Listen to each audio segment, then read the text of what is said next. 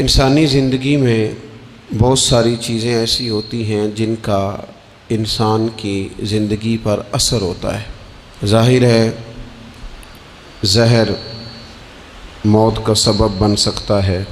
تریاک ایک ایسی چیز ہوتی ہے جو زہر کے اثر کو بھی کاٹ دیتی ہے۔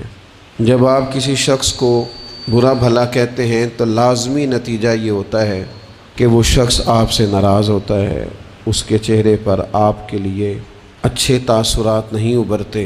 اور جب آپ کسی شخص سے محبت کی بات کرتے ہیں، پیار کی بات کرتے ہیں تو وہ آپ کے قریب ہو جاتا ہے۔ آپ نے اگر کسی شخص کو مکہ دکھایا تو ظاہر ہے اسے غصہ آئے گا، لیکن اگر آپ نے کسی کو نظر جھکا کے محبت سے سلام کیا ہے تو یقیناً اسے آپ سے محبت ہوگی، آپ پہ پیار آئے گا۔ انسان کے اعمال کا اس کی زندگی پر اثر پڑتا ہے۔ ہمارے جو روزمرہ کے معاملات ہوتے ہیں اگر وہ صالحیت والے ہوں، نیک ہوں، اچھے ہوں تو وہ ہماری زندگی پر اثر چھوڑتے ہیں۔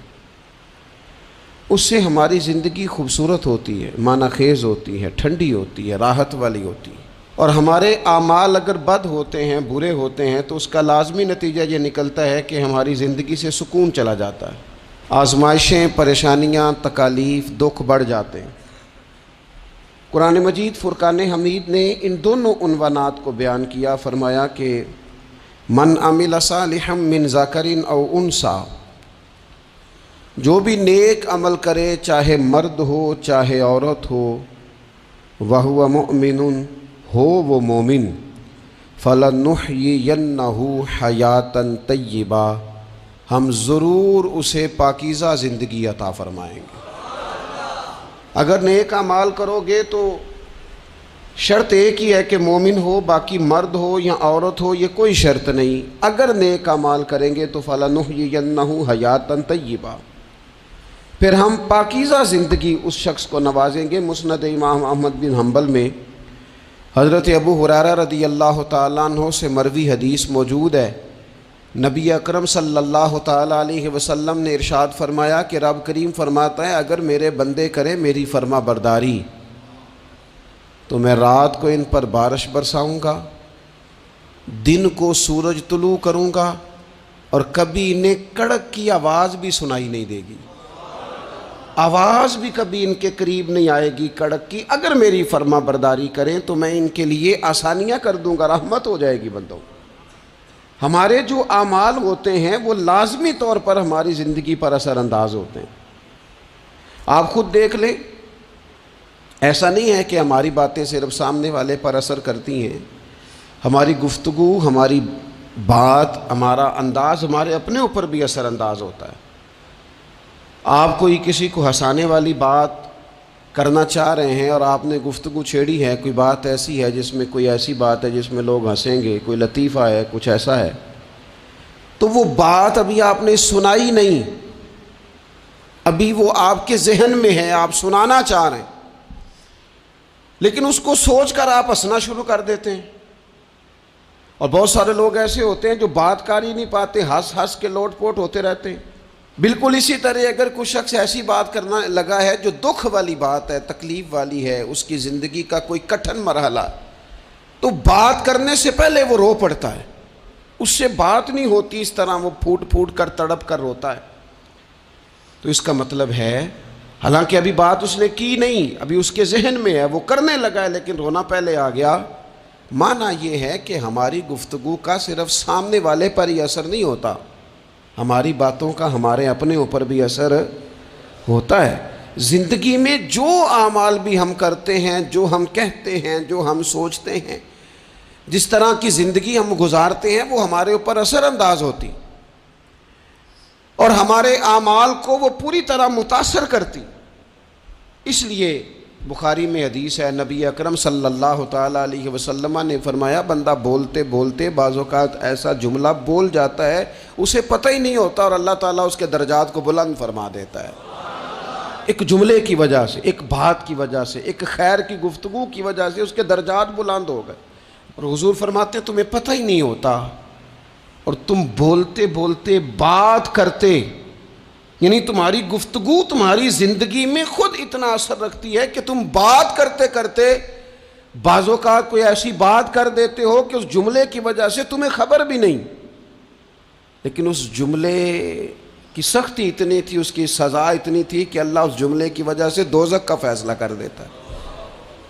کیا سمجھایا جا رہا ہے کہ ذرا نا سوچ کے بولو، ناپ تول کے بات کرو، اپنے جملوں کا وزن رکھو، جو منہ میں آیا ہے، جو طبیعت میں آیا ہے، جو من چاہے اسے کہہ نہ دو، پہلے ذرا دیکھو تو صحیح تم کیا کہنے لگے، غور تو کرو کہ تمہاری وہ جو گفتگو ہے وہ کس پس منظر میں ہے، کس عنوان پہ ہے، تم معافی ضمیر کو کن لفظوں اور کن جملوں کا سہارا لے کر تم بیان کرنے لگے ہو، تو ہمارے اعمال ہماری زندگی میں اثر انداز ہوتے ہیں۔ اور پھر یہ نہیں ہو سکتا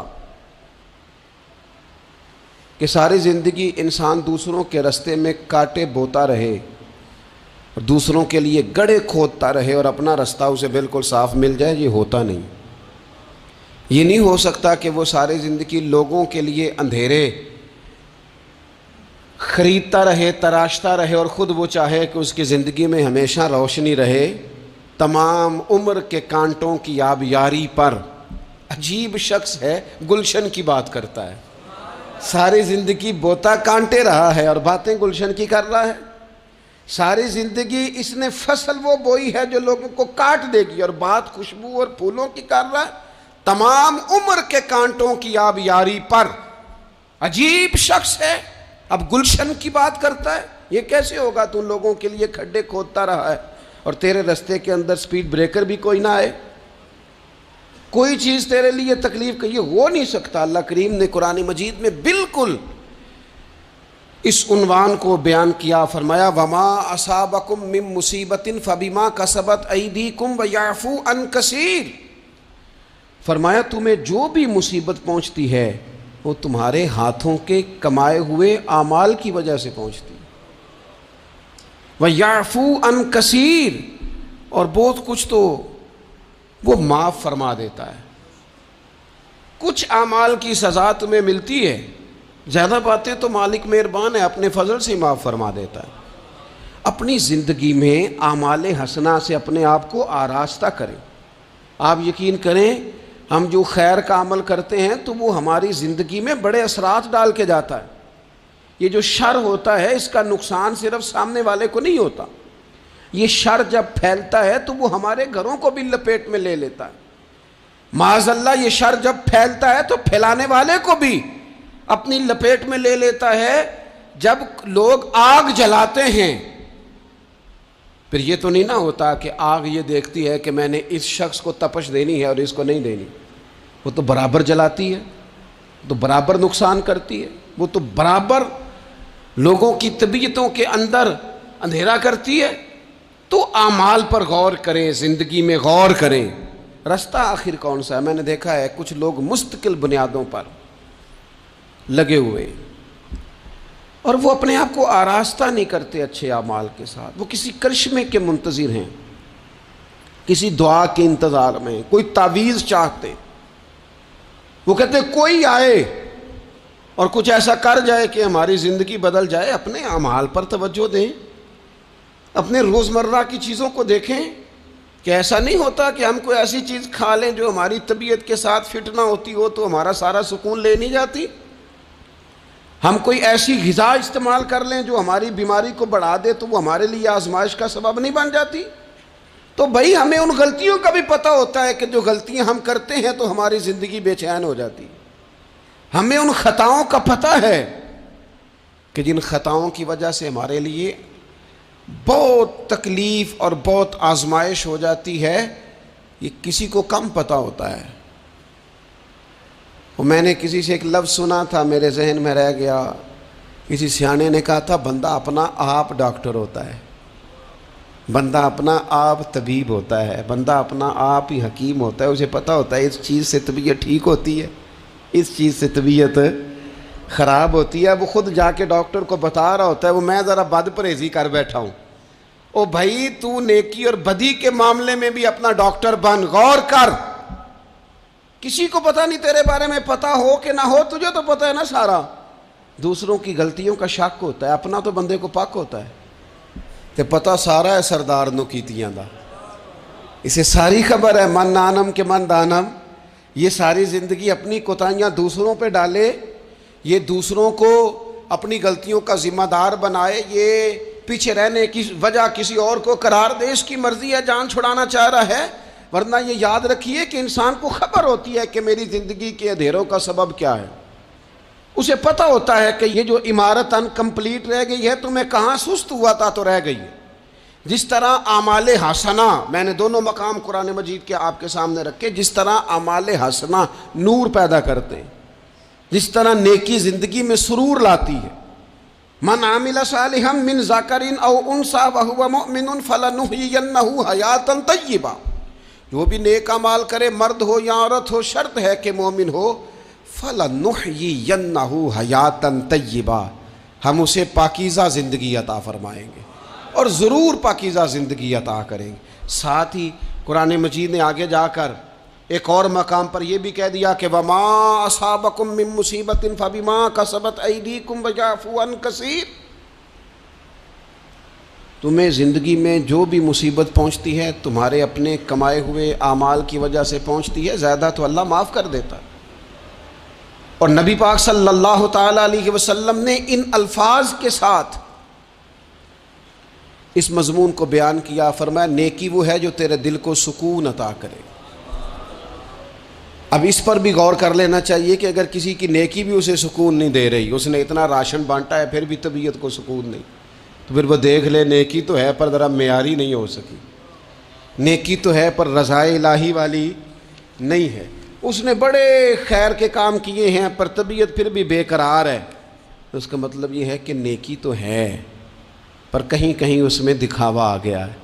حضور فرمانے لگے نیکی وہ ہے جو تیرے دل کو قرار عطا کرے, اور فرمایا گناہ وہ ہے, بدی وہ ہے جو تیرے دل میں کھٹکے, اور تو اس بات سے ڈرے کہ کہیں لوگوں کو پتہ نہ چل جائے. وہ بدی ہے, وہ شر ہے, وہ خوف ہے. یہ بڑی عقل کے قریب تعریف ہے نیکی اور بدی کی اگر سمجھ میں آئے تو. یہ جو نیکیاں ہیں یہ طبیعت کو ٹھنڈا کرتی